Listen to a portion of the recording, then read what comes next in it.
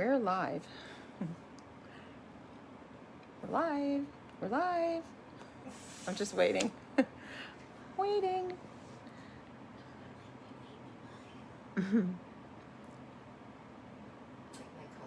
Okay, hi everybody. Welcome tonight. I'm actually going to be doing two very short half-hour live broadcasts this evening, and I want to welcome everybody for coming on. This particular live broadcast right now will be followed by the live broadcast that I promised everyone that I would do to explain a few things, which I'm not going to discuss in this interview right now. Right now, I am with expert Jillian Gordon, LCS, sorry, W. She's going to explain those acronyms to you guys, and she's actually been deemed an expert, gosh, hundreds of times, pretty much. A few times. She said a few times. It's like hundreds of times, all over New York State, New York City. And I just kind of wanted to do this for the audience so that you guys know and you guys understand. Well, her expertise in people suffering from different types of traumas. But I'm going to let her do the talking because I don't want to touch this. I want to let her do the talking. I really, really highly respect Jillian Gordon. I really appreciate her work. I've been able to witness her work throughout the years, probably since like around 2014, I believe, going back a number of years, and the amount of lives that she's touched and the amount of lives who she has through her work helped. And so we have a colleague, professional relationship that that I can really relate to in doing the type of work that we both do, and her very important role in helping people to heal from such tremendous traumas. So without further ado, I'm just going to turn this camera to Jillian. If I can figure this out. There we go. You think I'd know this by now. Hi, Jillian. Hello. So you are live. And Jillian, why don't you first tell us a little bit about your background and what you... I'm Jillian Gordon, and a licensed clinical social worker, has the acronyms behind their name, LCSW. Sometimes you'll see an R after a licensed clinical social worker, which is LCSW. The R stands for reimbursable. And that there are three different licensures for social workers. One is an LMSW, which is basically a licensed master social worker. Then you have a licensed clinical social worker. And that licensure happened somewhat in the late 90s. The state changed. Social workers used to be certified. So when I first graduated from Columbia in '98, I was a CSW, which is a certified social worker, for about 2 or 3 years. And then I was grandfathered in because I have a master's in science and social work from Columbia. So I'm a licensed clinical social worker.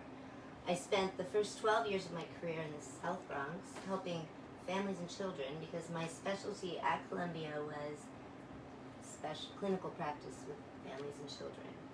In 2009, I was certified in EMDR, which stands for Eye Movement Desensitization and Reprocessing. And using EMDR in psychotherapy has completely changed the way that I practice.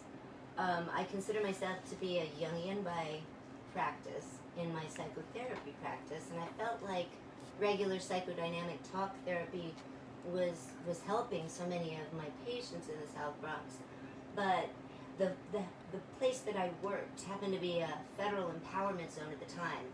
And there were so many of the social ills that we can imagine that would happen in an urban setting like that, where there were tons of marginalized people. And it shocked me to see how many children are subjected to abuse and neglect, especially sexual trauma. And I wanted to make any psychotherapy available to them that I could that would help them heal faster than they would normally with normal talk therapy. Because eye movement desensitization is an accelerated processing tool. So it gets into our deepest subconscious thoughts and feelings. And then we get to work together in resolving them and making the negative things that we believe and feel about ourselves, we transform them into something positive. And I work with grieving parents all the time. And when you lose your child, whether it's to the system or whether it's to God or the universe, as we say, then that grief can never be, you can't recover from something like that so easily. But what EMDR does tend to do is it does connect with people in a profound way, in a very sensory and emotional way. You get to connect with the people that you have lost. I work with grieving parents, and sometimes the grief is so profound, it's connected to so many other losses and so much other suffering on the planet. And right now we have a global crisis. We have all of us are losing parts of ourselves. And when I talk to advocates like Francesca is an empath, so she'll take in this information from the universe. It's not even the person that she's talking to. As empaths, we're like sponges, and we'll suck up these things, which then do damage to us internally. When in the helping professions, I've been doing this for 25 years, there has to be self-care. And Francesca is one of the most nurturing people I've encountered in terms of helping families and children. She doesn't take her ego with her. This isn't about Fran. This is about Fran helping people. Thank you. So, I'm hearing but when I see someone like Fran hurting, then it's about my job is to connect Fran with what it is that's hurting Fran, so that she then can overcome it. I'm not going to advise her, I'm not going to tell her what to do, I'm just going to point out what can be done. And it's up to her to connect. And that's what I do with everyone that I encounter, whether they be my clients, whether that be my family members, whether it be, because it's about moving people through their own emotional, like Fran, when we talked today, we were talking about how we have to start thinking more positively. And she's talking about her own organization, being putting people in more negative places than she wanted them to go. Just in the very title of her organization, and I can't wait until she does a live later about it, because there's something shifting within a healer or within an advocate, then all of us benefit from that. And women, we care about what happens to the rest of us. What's good for everyone has to be good for us. That's the way we think. That's the way we want the world to be. But the world isn't that way right now. We just have to keep on using our voices and staying whole, staying connected to what we feel, no matter how painful it is, no matter how conflictual it makes our lives. Paying attention and being in it is what will move us out of it and away from it. So it's kind of like an invitation to just begin that process. EMDR processing is an accelerated processing tool, like I said before, but the profound changes that it brings into our lives, it shifts relationships, it shifts the way we feel about ourselves, it shifts the way we feel about others, and it opens up places within ourselves that we didn't even know that were there. When you're talking about loss, and when you're talking about separation, when you're talking about fear, those places have to deepen, and we have to come to know them if we're able to overcome them and change them. That's right. So in your practice, which has been how many years, Jillian, would you say? 98 I graduated. 98 you graduated, Columbia University. Yes. So you've seen, God, I mean, I can't even imagine how many clients you've had throughout the years, and some very long term. Yes. What about like group therapy or relation therapy, anything like that? Yeah, I mean, children generally benefit from social skills meetings.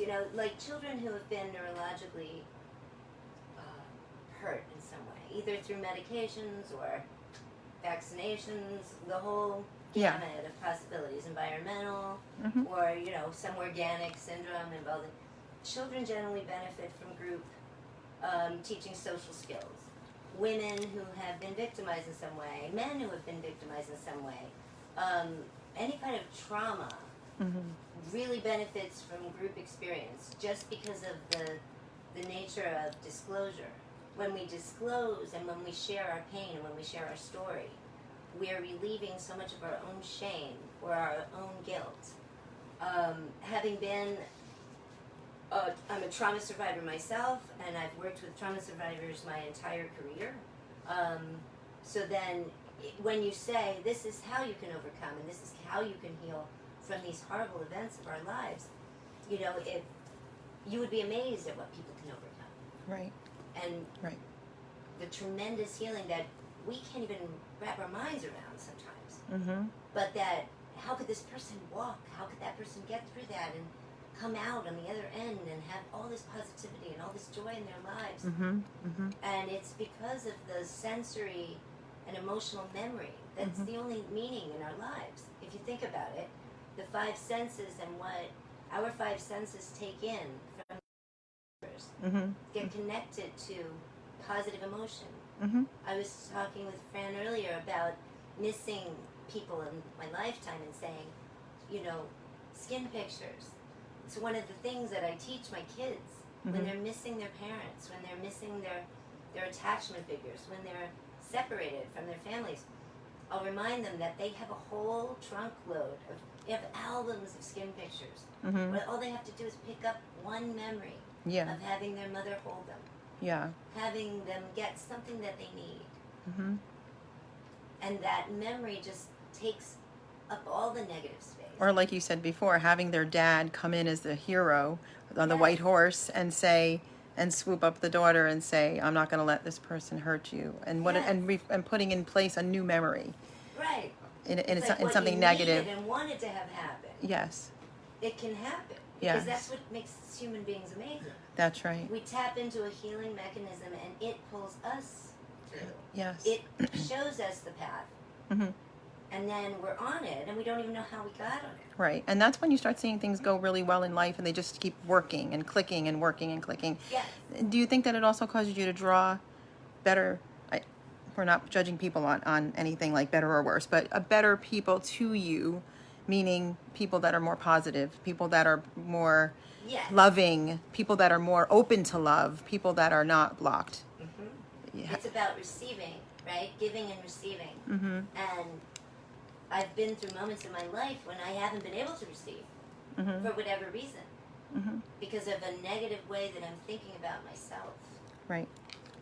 Right. And it's like receiving, well, why shouldn't I receive that? Right. It's like, that's there for me. That person is giving me something, which is it's scary almost sometimes for me. Oh my gosh, I'm receiving something. Yeah. Does that mean I'm hurting someone somehow by, am I taking something? No. But Just then enjoy the love, right? Right. Just enjoy the love. It doesn't come with a consequence. It's Or a not price. happen, it's just receive it. Right, right.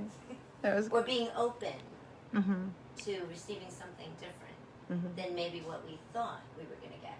right.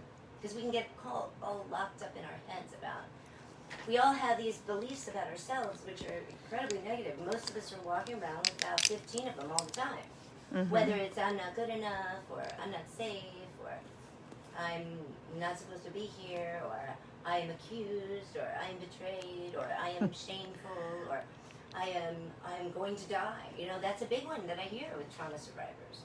I'll get them to accept that I'm not safe.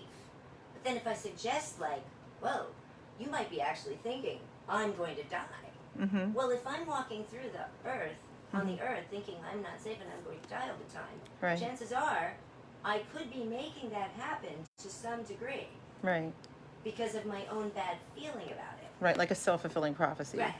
Like we talked about earlier. Like when The Secret came out, because that came Yeah. out in like the Yeah. 2000s or the 90s. Yeah, something like I that. was like, that is the worst thing you could probably tell a victim. Like, oh, this is all your fault. victim. Right. Oh, like if you just knew that you were fulfilling your own self-fulfilling prophecy, See, making over all and these over horrible and- things happen, I was like, Yeah. that will not be me. Right. But in a sense, it's true. Right. And so it has to, that involves like the ownership, the taking responsibility. Right. And it's the invitation to do the work. Right. And it's like, yes, that's just my husky. She's the Oh, supermodel okay. of all huskies. As long as she doesn't attack Lily here, we're good. Lily looks Okay, like Lily. she might attack her, though. No, Lily will. She has a Lily thinks Napoleonic Lily's complex. like me. She thinks she's bigger than she is. She takes on the big ones eyes that are are bigger too than big her for her. Yeah. They say your dog takes on your personality, right? That's why yeah. she's mostly calm and loving. Yeah. Well, we've been called the queen. Fran is the queen. I thought it was Cyclone Faye. It was after, but it was like Freya. Freya. Freya. But she's a husky. She's allowed to be like that. So it's just an invitation. It's incredible work. I think that I would be a different person today had I not done the work, and there's always work to be done. I'm still, at 54 years old, I'm not out of the water yet. Right. Because everything comes in chunks. Mm-hmm. You think you're over a piece of it, and you are. Right. And then there's another chunk Right. that you get over or get past. Right. Right. That's true. So it's not even, like, one thing I hate when I hear in the legal community, I hear a lot of people talking about, in family court, for instance, one of the big things that I hear attorneys speaking about is that, you know, the victims of violence or abuse that are in the family courts, they don't present well. And, you know, nothing gets under my skin more, because it's like, well, how is this person supposed to be presenting? You know, and it's like, it's part of the charade and part of the fraud of it all, in my opinion. It's like they're not internalizing these people's pain. They're not seeing their suffering. They're not even entertaining. Or the pain that they're causing them, and the perpetual pain they're causing them. Yes. And putting people into a mold that they are making for them, and then abusing them on top of it. Yeah. That's the worst part, you know. That's the Yes. worst part. Making them, it's a victim blaming. It's a horrible thing. It's first I'm gonna hurt you, and then I'm gonna re-victimize you by saying it's your fault, or you know, or now you can't present well, so this must mean that there's something wrong with you. But let's face it, if you got hit by a car and you had an injury, and then you wouldn't be presenting well, and then that anybody would logically look at that and say, well, that's not fair to blame that person that right now they can't walk. So why would you do the same thing to the person that's having an emotional reaction? Unseen, it's the subjective, right? Right. And that's the crazy making that ensues whenever you're talking about anything that an objective reality can't see. Right. You know, they can't touch it, or they can't smell it, or see it, or taste it, so it doesn't exist. So let's talk about the hot button. What are your thoughts on narcissism or narcissistic personality? Ooh. I know, I just figured, let me just go there. Okay, so you know, lecture series on personality disorders. Character pathology is all about how we relate to each other. So women tend to be very relationally oriented, and we will call people out on how they are relating or how they are not relating well. Mm-hmm. And it's kind of like, it's a thing that we're very good at. We tend to be like the emotional, relational people. That, at least that's the way I feel about it. But maybe it's just because I'm me. I don't know. But so character pathology, we know that doesn't bode well for parenting. Most of the time we know that. Here in the family court, they do these weird paper and pencil tests for personality inventories that doesn't even make sense to me as a clinician, because you can't really tell how a person is relating to other people unless you encounter them on more than one occasion. And you see them relating to other people. So sometimes I'm called out in terms of my boundaries, because I will allow someone to get close enough. And the reason I'm doing that is so that I can see how they really relate. Mm-hmm. And then I'm criticized for allowing them in. It's like, I'm not allowing them in. I'm just trying to figure out how they're relating to people. And I don't like what I see a lot of the time. So then there are people that have more narcissistic injury, meaning when they were children, someone assaulted their ego so badly that it hurt their sense of self in such a profound way. And that narcissistic injury we can perceive it as, oh, that's a narcissist, that's a full-blown personality disorder. It's like, maybe they're halfway there, if you know what I mean. But it's always, the proof is in the pudding in terms of how they relate. And people will sabotage, they'll throw lots of obstruction and lots of things to take you away from true intimacy. True intimacy is the scary thing. But someone who's a borderline, someone who's a narcissist, someone who's histrionic, is actually terrified of getting very close. Because then that person, they've never seemingly experienced true attachment or unconditional love from another person. And that, to me, goes all the way back to mommy. So do you feel that, like, the people that can give unconditional love, that can actually give unconditional love, like, let's say a mother that can give unconditional love to her children, or a father that can give unconditional love to his children, or a husband that can give unconditional love to his wife who, let's say, she's drinking that overly, or a, you know, whomever. Do you feel that those people are more healed than people who can't give unconditional love? I know that might be... Absolutely, because when you put conditions on another person, Yeah. that's not loving them. That's what I feel. That's putting conditions on them. Mm-hmm. You have to do this, this, this, and this in order for me to love you. Mm. But that's conditional love. Mm. Sometimes it's like we don't want our children to feel that. Never. Conditional love. Right. So why would we want our spouses or our partners to feel that? Right. But like I said before, the reason they seem to have this set of conditions in order for them to love us, Mm-hmm. it's because somebody did that to them. Right. And they feel betrayed. They feel horribly betrayed. I mean, borderlines seem to be betrayed and fearing abandonment, while narcissists seem to make everything about them. Yeah. So then, neither one of those are able to unconditionally love another person because they're not unconditionally loving themselves. That makes perfect sense. If you are hating parts of yourself, and believe me, Jung talks about the shadow self.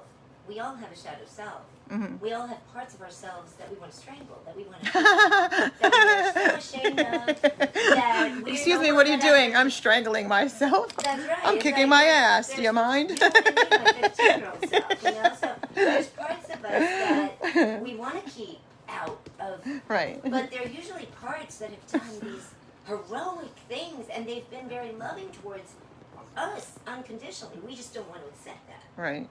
And it's when we can accept these lost parts of ourselves which have supposedly wreaked havoc on our worlds. It's like every time I look at my lost 15-year-old self, who was kind of thrown out, away, I thank her daily. Right. But when I was she 35, survived. no, I was running from her. Gotcha. But what she did to make sure that I could be here. Right. That's the honoring. That's awesome. That's the unconditionally loving part. Yeah, that's truly awesome. Right. That really is. So then when we have all these parts of ourselves that we kind of want to ditch them, when we embrace them and fully bring them on board to our whole self, that's when we start receiving. Right. And we don't mind giving. We don't resent the giving. Right. We don't feel taken from because it's all just there. Right. So the other comment that I have about that is there's, like, our subconscious is driving most of what we do on the planet. Right. So, but we're not consciously aware of that. Right, right. So then if we know that this thing that we can't even control is controlling most of our lives, then why don't we just give into it? Yes, yes. It's like, why do we want to fight it? Why do we want to I don't know. I think create more conflict for ourselves? Or more drama. Like, Right. Who would want that? Right. And that's the work, I guess. So with all, I mean, I know this is it's a short interview, so to speak, but, and there's so much to really address, but one of the reasons I wanted to do this and bring you on, Jillian, is because I'm going to be doing a little message, as you know, that's not related to you at all, but it's a decision that I've made to leave the movement, which you're not 100% in agreement with me. You're not in agreement with me, but yeah, okay. But before I get even into that, I still want to see people healed. It's one of, and I think and I know that that's your passion and compassion, and I know narcissists don't have empathy or compassion. So they're generally lacking remorse. They're generally lacking remorse, and but the reason I wanted to bring you out today is because of the amounts of people, literally thousands upon thousands of people that I've dealt with and continue to deal with, you know, and you as well, obviously, even longer than me, where I want to see people, I want them to know that they can find a place where they can live a healthy, healed, and happy life and bring to their lives, you know, counterparts that are healthy and happy, and kind of sail off a little bit, because it's always seemingly negative. There is a lot of trauma out there. Obviously, like we talked about before, listen, when you lost your child, if it's to, God forbid, death or one of these horrendous court situations where they're being abused currently, even right now in the moment that we're speaking, or we didn't get them back yet, that breaks both mine and your heart. We talked about how we guard our hearts every day so we can continue to go forward because it's just so painful. However, I did not even know if I'm wording this right because I want to word it with the utmost respect and honor to everybody that's watching, but I would love to see more people start reflecting on themselves so that more healing can come, because I know there's always been the expression, hurting people hurt people. And it really, there's really truth and there's lie in that too, because I know a lot of hurting people that don't hurt people because they've been hurt. They don't want to hurt others, so they don't do that. And then there's others, obviously. Let's face it: if a person is a drug addict, well, they can't help it, because if there's a person that's a drug addict and their whole family is now hurting, their aunts or uncles, their mothers or fathers, whoever, their husband, their wives is hurting because that person is out there destroying themselves, and you can't talk to them and you can't get through to them, and an intervention isn't even helping. Sure, then that hurt person is hurting others. That is true. But my point again is bringing you here today is to say there is hope, and you have seen people come from some of the most horrendous things and live good lives because they did the self work. I have a little anecdote I want to share because it was profound in the way that I practice. So I was working with this young man, and I think he was 22, 23, and he had been sexually abused by a neighbor when he was 5 or 6. His mother came in with him on one occasion. I was working with him in Queens, and he was completely forgiving. Yes. It worked. Yes. In terms of him coming to a place of forgiveness, in terms of the man who had raped him, and forgiving that man. And it was a very, very deep process for him. At 22, 23, that's a pretty formidable thing for a young man to overcome. It's amazing. But, that's the powerhouse that he was. When we call it a miracle. When I met with his mother, she was screaming at me about how I needed to help him to prosecute the man who had raped him, and that he needed to have justice, and that, he did. And the young man looked at him as his mother, and he said, "But Mom, I forgave them." Power. And she started crying. Power. Then I started crying. And she's crying and weeping, and she's like, "If my son can forgive them, why can't I?" Right. Then her son said to her, "Well, I had to forgive myself, Mom." That's the shocking part. Before I could forgive him. And she said, "What did you have to forgive yourself for?" Yes, that's and he said, "For being there." It was the most profound. He said, "For allowing it to happen." Then she said, "But you didn't allow, you were just a child." Right, absolutely. And he said, "But I could have said to stop." And that was his thing. Right. Everybody's different. It doesn't necessarily mean that. It didn't resonate for you. Right. It didn't resonate for me. It didn't resonate for his mother. Right. But it was about that young man. Right, and it was his healing process. That's right. And it might not work for a 4-year-old, but might work for a 9-year-old. That's what worked for him. That's what worked for him. That's right. That's right. So he had. So it brought him himself. And it brought him. Yes. And that is so important, because then you could have instead of having a series of broken relationships, or what have you, broken dreams, broken dreams. With your picker forever. Broken dreams, broken. How many times did I choose the wrong partner that would just trigger the same samsara, the same suffering that I had felt as a child? And I thought to myself, how could my partner want to see me in this pain? But my partner didn't know the depth of my pain, because he had his own. And I could say, okay, well, in his narcissistic injury, I try to heal that wound. But in my pain, I can't. And we're just kind of laying in the wounded pool together. Right, right. But when someone gets out of the wounded pool and says, this is the beautiful part of your experience of suffering. Yes. And I acknowledge yes. that there has been something positive which has shifted yeah. for you. Yeah. And you got out of the pain pool. Yes. And you're on the shore. Yes. Then that's profound. And then that's how we, as healers or advocates or women or human beings, just guide one another. Right. If you just walk on the path with the person, that's healing in and of itself. True. Take a walk. So, That's true. Lily wants to take a walk. So another thing, in which I'll touch on I'm going to be live shortly here after we're done with Jillian Gordon. You can't lose Fran. What? I know I'm not supposed to say anything about boy. but Fran, I'm sorry to say. Here I go. If I said, I'm just not going to do therapy anymore. I do therapy 24 hours a day. Yeah. I have to check myself and be like, I can't do that right now. Like, it's just a part of who you are. Yeah. And it's just kind of separating out these parts of ourselves. And it's like, okay, well, this part is the mommy part. This part is the wife part. This part is the therapist part. This part is the friend part. This is the daughter part. Right. This is the sister part. This is the girl part. Whatever. That's the parts of yourself. They each need their own boundary system.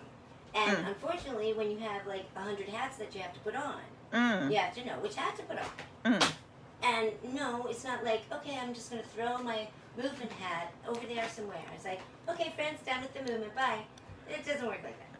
So, yeah, well, I'm gonna get into that in the way I see it. There's a little bit more but movement. There's a lot more movement. There's a lot more movement. I mean, yeah, I just never really liked a bowel movement, but that's a different thing. No, I don't want to be swim. I don't want to be swimming in that. But anyway, social movement. I think, and we discussed it. I love all the people, and I'm a very honest and true person, and I just have to preserve my self-dignity and my integrity. And I realized that very simply prior to this, aside from the wonderful people that have been blessed to have their children back or to be able to get up and fight for them again. Aside from that, that's a blessing to me, and that's a blessing to them. Well, I'm going to save this for my interview, but I mean, when I give my whatever. But I'm just going to say this much: I have to preserve my own honor, and I have to preserve the fact that I am not the person that some of these people would like to think they want to make me, and I'm never going to allow that. And for a little bit of time there, I was almost losing myself to that, and I have to pull away from that. Yes. Because that's not fair to me, and I have to give myself a great big hug and love myself enough to say, no, I'm not going to accept that any longer. Right. And that's not going to serve me, and it hasn't served me. And if I'm serving others, there has to be a fair give and take. I don't have to be given back anything, but I do deserve to have the respect of who I am as a human being. And if you want to judge me, you can judge me night and day. I'm not going to look at it, and I'm not going to hear it, because you're not judging me right. Now, if you're going to judge me in love, and you're going to come and you're going to correct me on an issue that I did do, unconditionally, you're going to keep loving me. You're not going to discard me. You're not going to throw me off a cliff. Okay, you're not going to kick me down the stairs, so to speak. You're going to love me and say, I think you did this. I think you did it. And then when I tell you that I did it, my word should be enough, first of all. My word should be enough if you love me and you know who I am. But when I show you something and I show you and you still say that I'm a liar, or I'm this, or I'm that, or I'm a thief, or whatever you want to say, at that point comes a time where Fran has to say, you know what? This was the final straw. This is never going to happen to me again, that I'm going to allow. And I just have to come out of that, because there's too much dysfunction, and I don't want to put myself in dysfunction. There's too much... Well, we go from the micro to the macro, and I don't know how many times a day I do this. And if I go into micro level with myself, sometimes I get really lost in that. So I have to take a step back and look at the big picture and see how, like, the big picture is being affected. That's what I'm saying. Right. Myself, you know, Right. and I know that we take the lens and we'll go really myopic and look really closely at something, and then we have to pull back. Yes. Because the information changes. It changes. Dramatic. It truly changes. So, you know, that's one aspect of it, and then the meet and greet with these lost parts of ourselves. I mean, there's all, like in the work that we do, there's so much room for judgment. Like, if I hear the word, I must see the word social worker used on social media 100 times a day, but in a really negative Yeah, talk way. about that. Yeah, Like, that's... oh, we're going to come and snatch your babies, and social workers are just like working for the deep state, and they're just there to, they're child eaters too, and all this other nonsense. And that's not fair to people like you. I am You're helping restore these kids back. And I have so many years. But you're not working for CPS either. No. But they don't even divide that up. They don't even realize. I can't call them social workers. The social Right. workers' They're not. ethical standards talk about that. The only mental health providers that involve themselves with social justice, which means that we, social workers, have created social movements in this country ever since its inception, long before it even became a country. Right. So that's what social workers do. That's right. We go in and we try to figure out how we can help people. Right, right. Whether it's a child issue, whether it's a family issue, whether Right. it's a community issue. We Right. even work in the workplace. Like, we're all over the place, social workers. It's a very general profession. You find social workers everywhere. But no, a CPS worker does not have the level of education. Not even close. And I don't even. So I don't even know if they graduated high school. Some of them. Qualifying police officers to intervene in situations which a seasoned clinician like myself is going to have a difficult time dealing with. Right. And they want qualified immunity. Right. When I have a license and I can't even get qualified immunity. Right. Like, It's sad. so then social That's movements powerful. have usually Powerful. been about poor people, and poor people's movements in this country Yeah. have been led by social workers. And Yeah. the labor union, Yeah. all that is involving social workers. We're in just about every aspect of people's lives in this country. Right. And no, we're not child stealers. Most of Right. us Right. just want to help Right. put people back together, whether Right. it's in their own mental health or if, we want to connect people with resources. We want to empower people. Right. We want to address marginalized communities. We want to deal with all of the social problems that the world deals with: poverty, racism, sexism, family matters, criminal matters. We're in every aspect of life, and we're criticized. I don't know. I can't call these people social workers. They're not. Oh, they're social not. workers. And it's unfair to say that. And it's unfair to say that on so many I think they levels. should be called state workers. That's what they are. And it's a scary thing, and they're all part of I know very clearly, and everybody knows now, the child trafficking industry. And so you're here to mend these families back together, heal these families back together. And I'm here, like, the reason I did it and the reason I had it as a nonprofit was not anything what people thought. It's a social reform nonprofit organization, and a lot of the things that I did besides exposing was to do that very thing, is to, I don't have your licensing and so on at all, okay, but to pick people up out of bed and say, get up and fight for your kids. Yes. Get up and fight, because you didn't do wrong. And I hate what they do to people. Like, I hate the fact that they label people to the point where they bring them so far down, and I know what that feels like, and it's one of the most horrible feelings, and this is why I've made the decision I made. Calling mothers and fathers mentally ill. Calling mothers and fathers mentally ill, taking out the good fathers that just love and embrace their, support their children. Like, how about I get to say whether they're mentally ill instead of some CPS worker or some lawyer. the classic undiagnosed mental illness. Oh yeah. Excuse me, who diagnosed that undiagnosed mental illness then? And how did you come across having how did you have the audacity to put on a stamped paper even that verbiage in the first place? Like, what an insult to anybody. I've read diagnoses that aren't even in the DSM-5. Oh, I know. I mean, I've seen them too. It's so sickening. That's why people are like, you don't read the paperwork? No, because it's all lies. And why would I want to? Like, I want to read their paper. I mean, I read some things that I have to correct the false allegations, and that's my thing. But no, why should I go through the lies that they're telling about you? Tell me what they're telling, and let's fix it.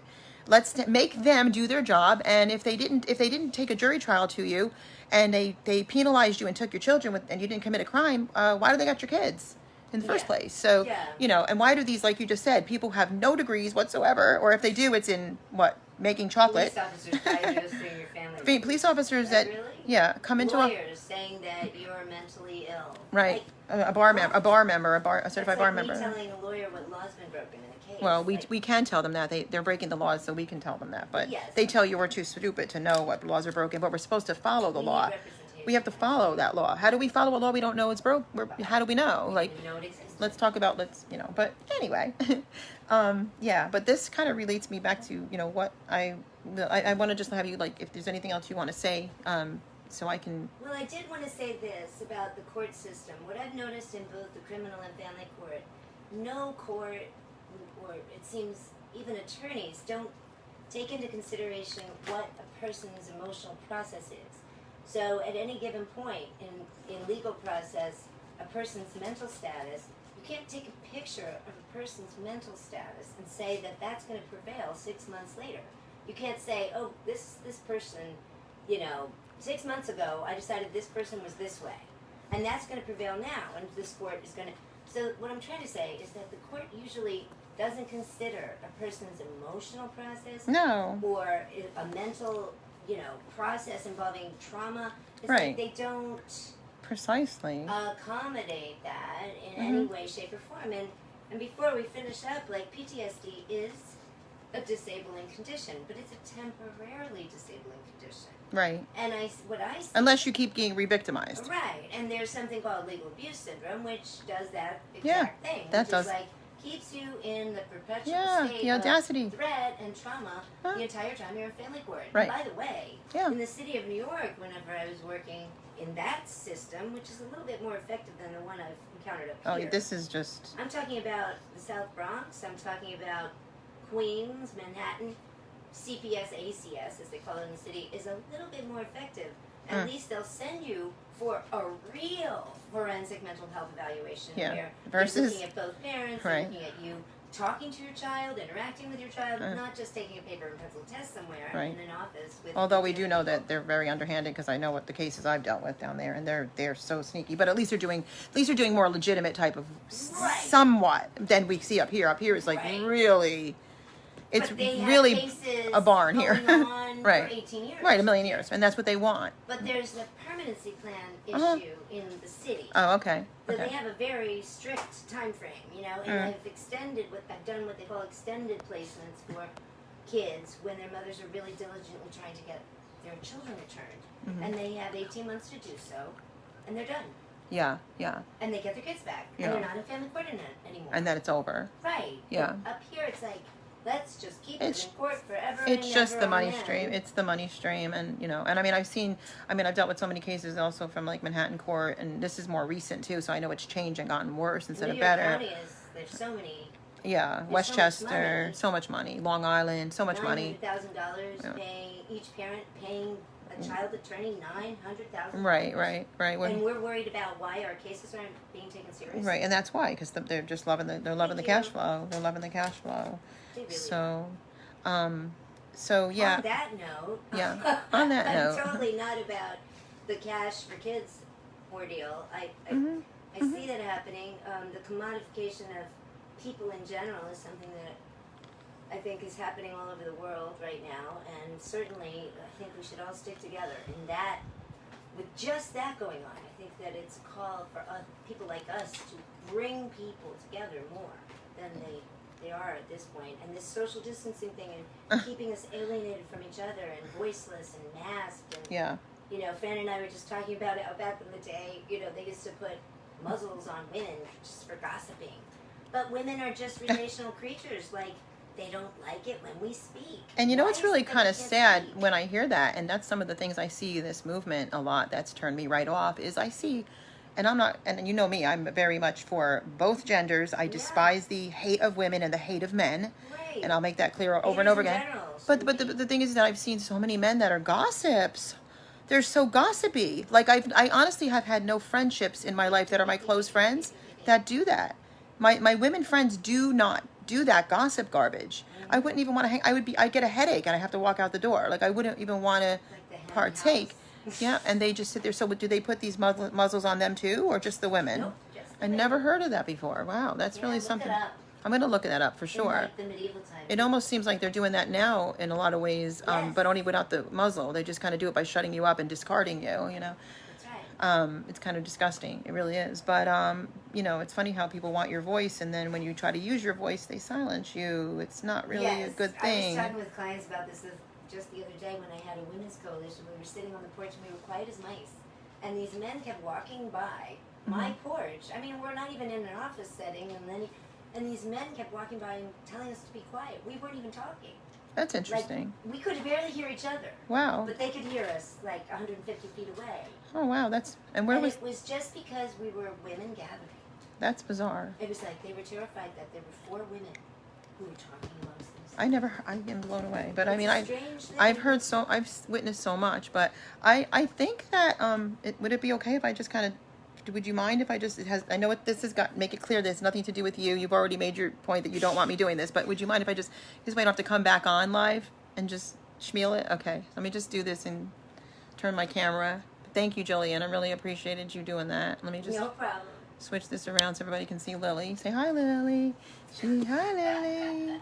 Hi, Lily. Okay, so hi, everybody. Lily and I are good friends now. Yeah, she loves Lily. So I want to tell everybody, I appreciate you guys coming on, and I have made a decision, and I've made this decision. This is not with anger.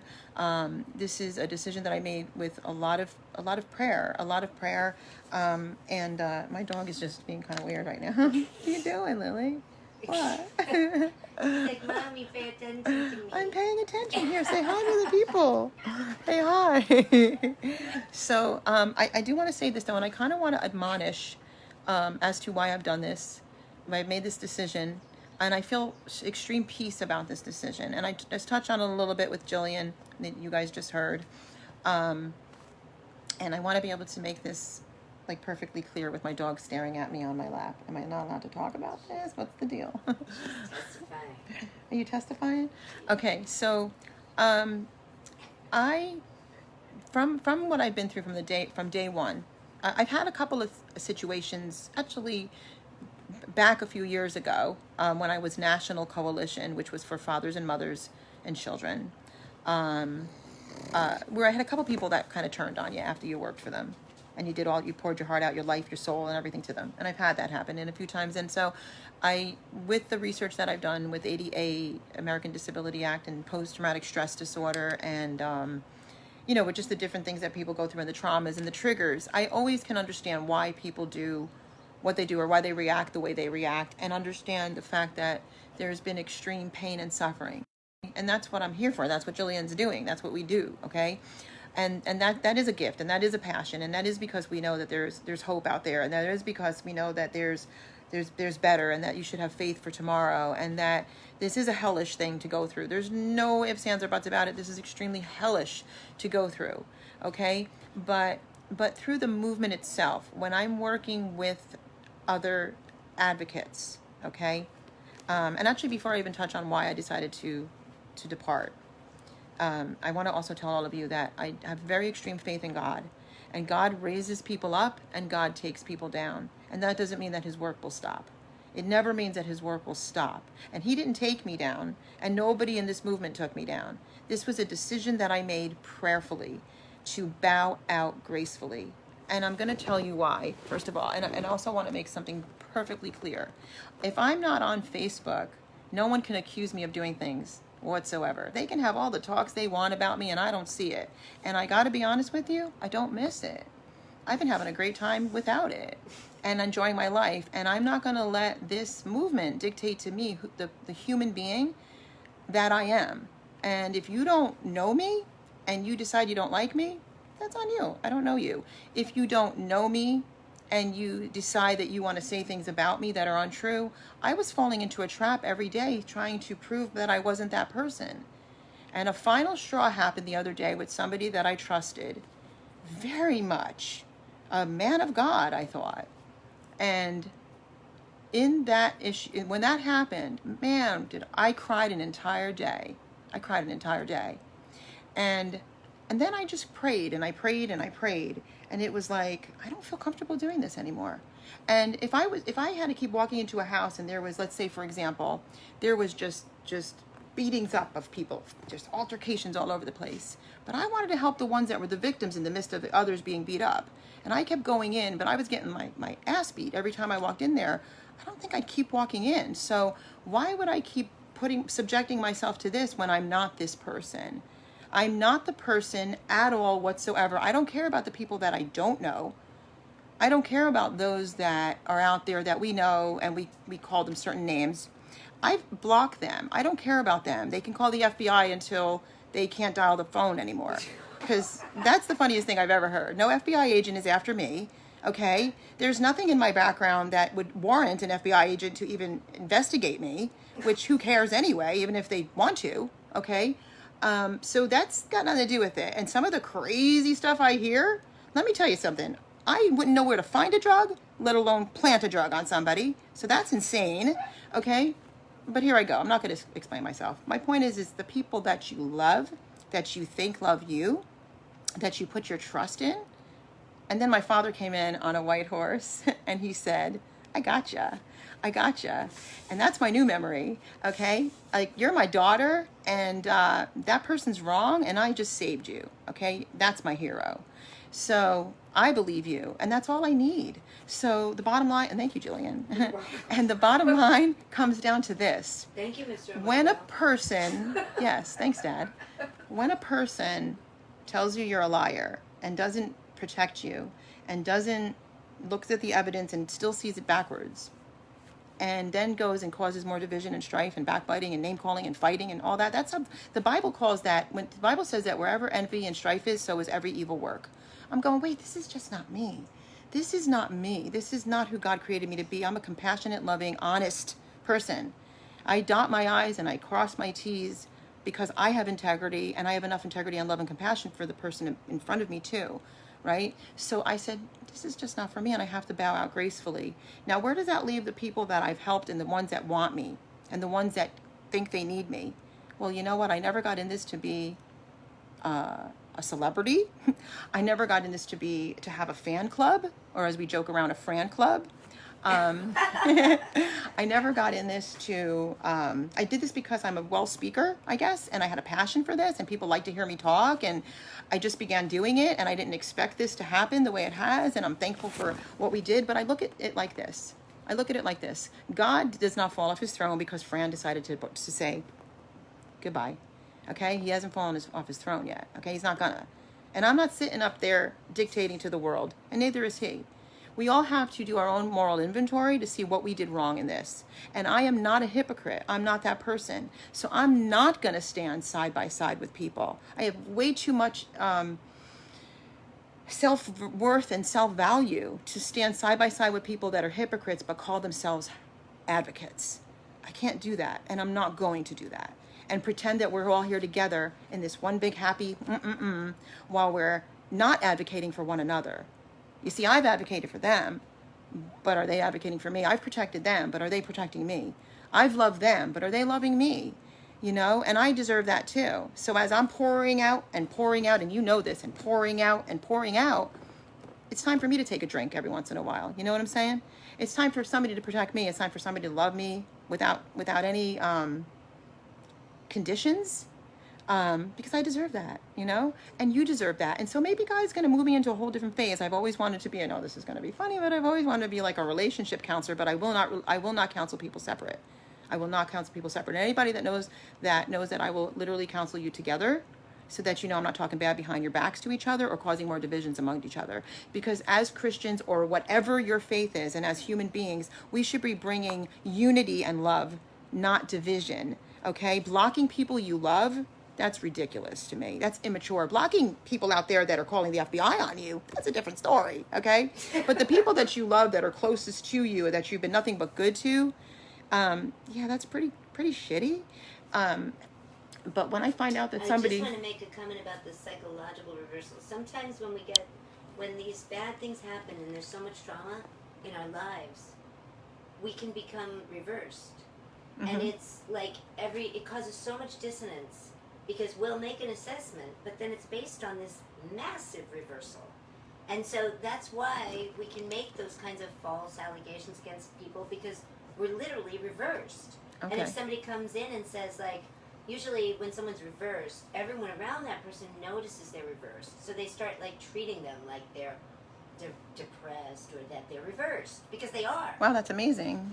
But then if you say to somebody, you know, that seems like backwards, or that right. seems like it's the opposite. Right. It can make a profound change, because they're like, oh my God, like all I have to do is like reverse it back in the right direction, and we're That's good. right. And fix it. Right. And that's what advocates are supposed to be doing, not hurting other advocates. Right. And I never mentioned names to you, right? About this. Thank you. Okay, so this is what professional respect is to people. This is what professional respect is. Samsara has no name. Human suffering is just one big black cloud.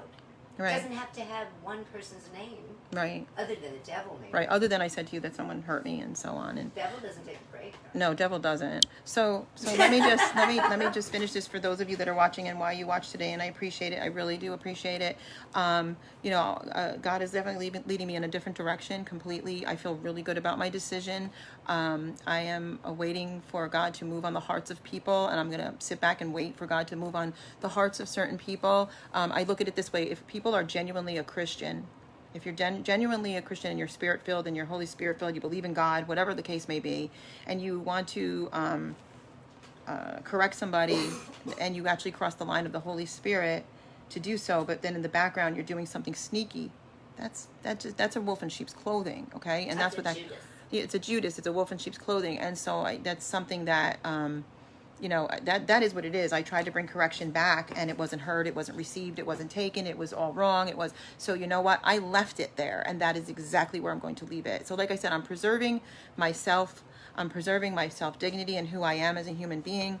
And I don't even care. You know what? I used to care who was my closest people in my life, to say that, well, my closest people in my life know me better than that. They know me better. I always kept using that over and over, and I don't even care about that anymore, because it really doesn't matter who knows me, because I know me. And I hope that I hope this heals somebody else out there today. I give all my love. I give all my love to whomever. I give my whole heart. I allow myself to be vulnerable, because back in the day, I would be afraid to love. Okay? And I talk about this all the time, about the fact that everybody in the world, go anywhere right now, the whole world is wearing a mask. But you want to know what? Everybody's wearing a mask, even if you don't have a reconnecting. Sorry. So even if you don't have a fake one on, a lot of people do not allow themselves to be vulnerable and to love with their whole heart. And so this is what I wanted to bring her out today, because I wanted you guys to know, please do not continue to live your life that is very, very short this way. Be honest with who you are. Be true to yourself. Love with everything you have, because I'm telling you right now, at the end of the life that you're living, at the end of it, you're going to wish you did. You're going to wish you did. You're going to wish you were vulnerable. You're going to wish you didn't have fear. Fear is not love. Perfect love casts out fear. Perfect love. And love is a good thing, and love never fails. It's always enough. It's always enough. Okay? It never fails. And the only people that can fail you is you. So please do the moral inventory of yourself. It's a good thing. It's a good thing. It's a great thing. And it's the best thing you can do for your children. And if you're still out there trying to get your children, find your children, God is still in control. He's going to be taking people down, and I don't want to be a part of it. Okay? And I have taken myself out of it. I bow out gracefully, and I love everybody. I will put this video on YouTube. There are videos on YouTube that you can learn from. There are videos that you can, learn about different things. And there's still the website. I don't know, I may take that down too, but the YouTube channel will remain. But I'm disconnected completely from Facebook. Let them fight, let them talk, let them play, let them accuse, let them do whatever they want to do. They're going to be fighting with themselves, because I'm not going to be a part of it, and I can't be blamed for it anymore. So, God bless everybody. Did you want to finish with anything, or are you good? All right. And I love you guys. Those of you that are my friends, you can always get a hold of me. Those of you that want to go, we're going to do some cool stuff. We can go to the beach. We can go swimming. We can go boating. We can go non-Facebook. We can go out to dinner with our mask on and try to eat through the mask. We can go skydiving. We can go, We can go, pretty soon we'll be able to go paintballing. That's going to be some fun. We can go fishing, we can go do some cool, one of the things I really love is, I love to see the moon, because if you look up at the moon every night, you can remember everybody looks up at the moon and think that we're looking at the moon together. That's something that connects us all together. I love the way the stars are at night, the beautiful sunsets we have in this world, and I think about this song, and I do not have a voice, but I kind of want to just share this with everybody. It's one of my favorite songs. It's by Nicole C. Mullen, and it's, what is it? I Know My Redeemer Lives. And so I don't know that I'm going to sing it, but some of the words to it is, who told the stars where to hide or let me think how it goes a minute. I don't want to mess this up, because it's a beautiful, beautiful song. But who told the ocean you can only come this far? I know my Redeemer lives. And I want you guys to hang on to that, because it's one of the most beautiful songs. Who told the sun when to rise in the morning? Who told the ocean you can only come this far? Who told the stars, where to be placed? And who told the moon where to hide until evening? I know that my Redeemer lives, and and that's what I know. I know my Redeemer lives, and I hope you know he lives too. And I hope that you know that God, really does love you. He loves me. That's why he puts people in our lives, in place in our lives. He does it on purpose. And if you, receive the blessings, receive the good people. If I didn't have you in my life, I wouldn't get where I am today. It's the truth. And if I didn't have my best friend Kathy, who I stand right now, 30 years, I'm a very, very blessed woman, but don't, When I've had the same thing go on in my career with people attacking me and hurting my integrity or questioning what I'm about, Fran, I always think of the people that I've been with in a healing process. And that's what makes it all worth it. It does. All I have to do is remember a child's face. Mm-hmm. Right. Or a mother hugging me. Right. Or a father, holding me and telling me that thank you. Just thank you. Just thank you for... Or crying with relief. That's right. And joy. It's that's right. That's what makes it all worth it. Yeah, and that is what makes it all worth it. So, and I don't want to play that game. I don't, listen, I told this to you guys from the beginning. I don't like fake. And I don't do fake. I don't like it, and I don't do fake. Nothing fake here. And I can't hang around fake. I just can't. I just can't do it. And I'm sorry if I hurt anybody. Was not my intention at all. But let's get real. I want to hug you and hold you and love you and receive that back. And know that we love each other in this world, and that we give everything we can to love each other. Why is that so hard? Why can't that just be the simple thing that it is? And be honest and be true. And you know what? If we start spreading love instead of this fake mask that the whole world wears, and hatred and self-sabotage and false allegations and self-hatred and division and that's just not God, my friends. That is the devil. And so this is why I can no longer partake of it anymore. I don't care how big you grow in this movement, how small you grow in this movement, how big audience, small audience. If you're not giving love and you're not vulnerable and you're not receiving love, and all you want to do is say, I'm here, I'm this great advocate, and I'm for children, and I'm hurting every single person that's a victim, and I'm hurting every single advocate that's out there, then I cannot partake of that. I just can't do it. And I'm not going to do it.